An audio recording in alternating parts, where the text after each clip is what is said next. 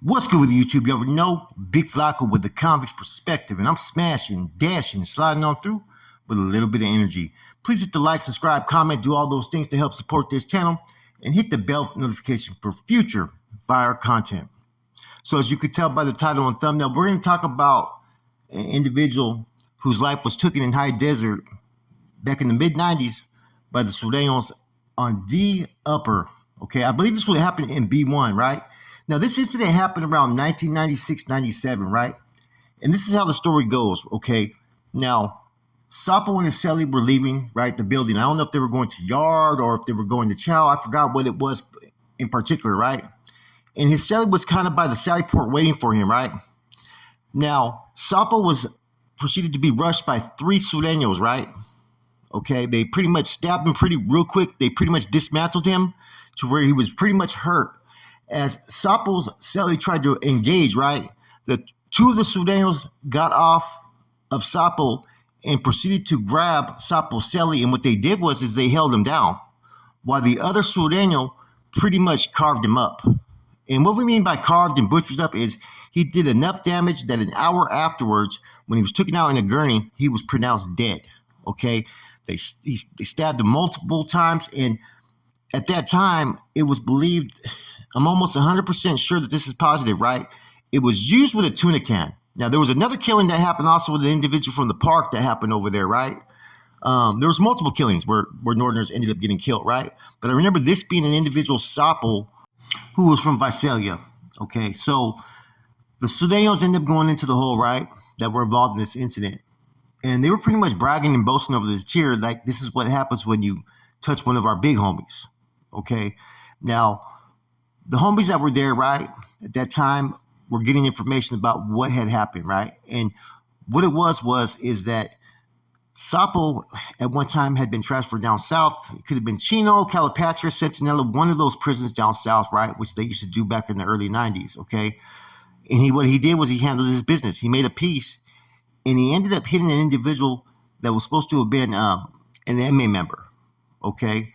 I don't know if they were an MA member at the time or became an MA member later on, but was definitely a Mexican mafia member. So this put a green light on him. Now, one of the Surenos that was there when it happened ended up being in high desert. Now, this is why it's almost kind of mirrors the situation that happened over there in Pelican Bay where they locked the dudes in the fucking the Sally port or fucking the freezer or whatever it may have been. Except for with this incident, they didn't attack his Sally. All they did was they held him down and pretty much made him watch. So at that time, right, the homeboys that were in the oil, I think at that time, of course, Gangster from fucking Salinas was there. You know, Gangster was a bro at the time. He later on became a carnal. He's an individual that I know. Him and a few others, they were sending out directives that, okay, you do not touch one of ours. And that the oil was requesting one Sureno be killed for the killing of Sappo, and one just to make a point that you don't touch one of ours. So they wanted 2 killings. But there was a lot of shit going on in high desert at that time, right? This is when you had the new flowers. You had homeboys that couldn't trust homeboys, and just very few yards were established at that time. Now, directors went out basically, like I said, for them to do this. Now, the main line was sending fucking back word that, you know, oh, he owes the Surenos some money and this and that. He had turned dope fiend, and this is the reasons why that they did it. He was using on the down low. All kinds of bullshit excuses, right? That basically you could tell was being fed by the Southsiders that were telling the Northerners, oh, this is why we moved on them. But at the end of the day, it doesn't matter.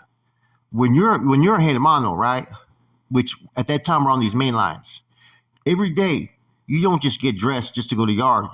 You put on your fucking war suit, right, ready to go to war. You put on your uniform, your boots, get ready to go out there and handle business, because you, as a Hermano, are the frontline protectors of the people that govern the functions of the Nuestra Raza or of the Norteno movement.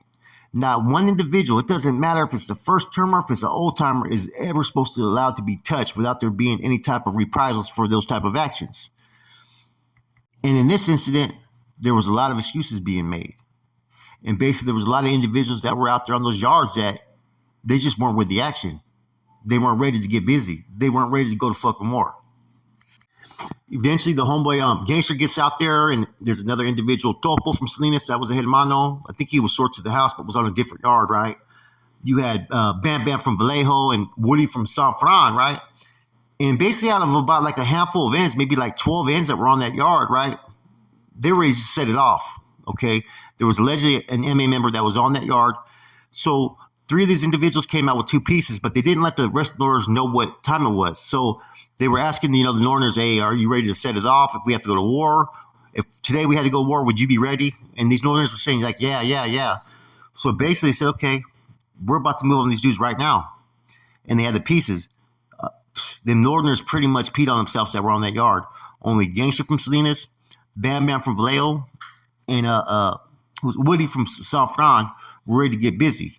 Now, somehow, an Africano had caught word of this and pretty much went and tipped off the Surenos. Okay, but that was not known by the homeboys.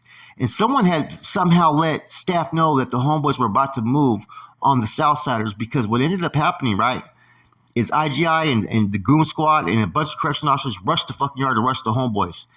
And as that was happening, the homeboys started throwing their pieces over the fence, right? Guess what the Surenos were doing that were at that time 80 deep on that yard, right? They started throwing their fucking pieces over the fence. So the Southsiders that had already got their weapons, they knew that the Northerners were about to make a move. And so it was about to get bloody real quick on that yard. Okay? That incident that happened with Sappo, they never ever avenged his fucking life being took. Everybody knows that. That's 100% facts, and it was blamed on other shit. Oh, it's not established. Oh, we got shit going on with the riders. Oh, we got this and that.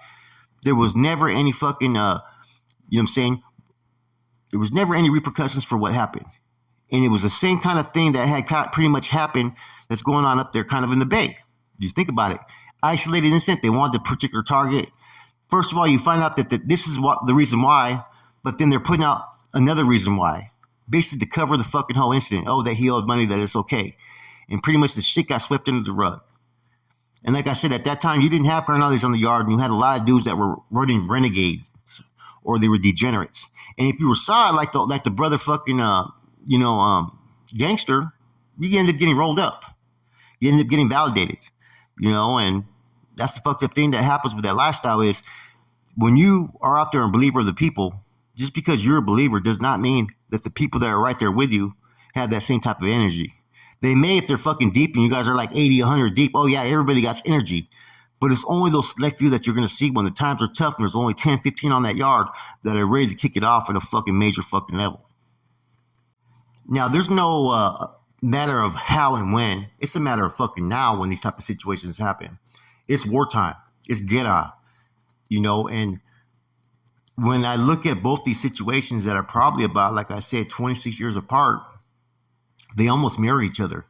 From the fucking excuses of why, who, what, where, when, and all that, to fucking, it being isolated.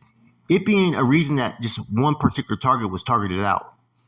So when you're hearing in the whole, from the individuals that were involved, that it was because he had touched a fucking big homie down south, that was the whole reasons why they did it. But then the whole thing that the homies on the main line said, oh, he owed money for dope and all this shit, which was all bullshit. It was all occurred based upon the fact that he was sent down south.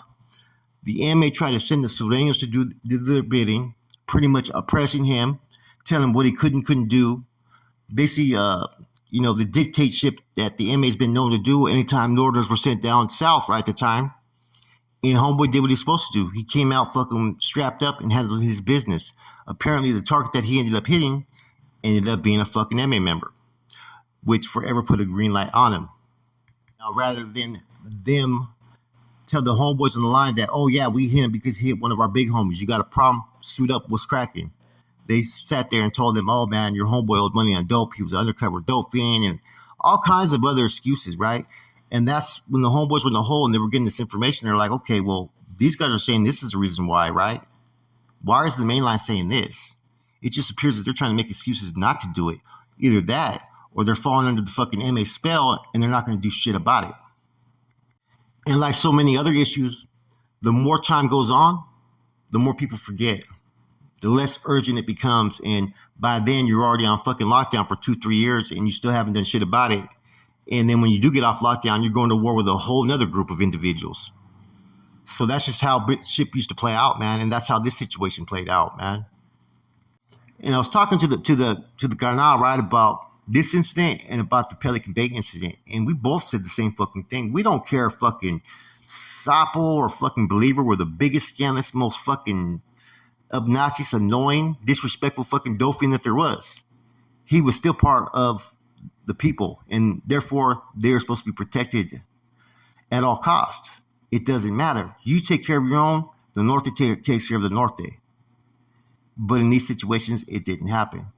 And nobody's death was avenged with the Sappo situation. You know what I'm saying? That shit was swept under the rug. And here you are, you have two situations where two bodies were took, and there was basically no consequences at all on any level. And if you think that these are the only incidents, they're not. There's been multiple incidents that have happened in the past just like this. For me, what stands out, right, is you have two incidents where two men died that were part of the movement. And in both incidents, different excuses and different reasons were given, right? But at the same time, there was also holes in those stories each time. And whatever the initial story was changed. And to me, that's always going to be a red flag. You know, in my eyes, that both these situations were a dude took a stand against someone, right, that ended up being a big homie. And because they took that stand or they did whatever they did, they were fucking targeted for a green light. Just like that Crip in High Desert that went and handled his business when he was disrespected, right? These individuals felt a certain way, how these dudes dealt with, but instead of saying this is why we did it, they're giving a whole different excuse or saying this and that or just pretty much trying to sweep everything under the rug, man. Let's just keep it real. Why? Because there's no respect being given. That's why. Anyways, other than that, man, I hope you guys have a great Saturday. Man, the situation with fucking that Bozo video someone's audio sent me, right? And I don't know. That sounds like Bozo's voice, guys, but I don't know if it was some AI, artificial intelligence, or someone cut it up, man. But, you know, there's different parts of it to where it, it would be hard to sit there and create, is what I'm saying, because there's different emotions and different progressions within the conversation I'm noticing where the tones change, you know. So I'm not saying that, you know, Bozo did that. I just put the thing out there today, let you guys decide, because, you know, that is his voice. I'm not saying anything further because I don't know. I don't know enough about technology to know if people fucking did this and did that, right? But I know you guys may have questions. I may do a video on it, man. You know what I'm saying? But there's nothing wrong with me putting out that video because it's up to you guys to listen and you guys to believe what you guys hear.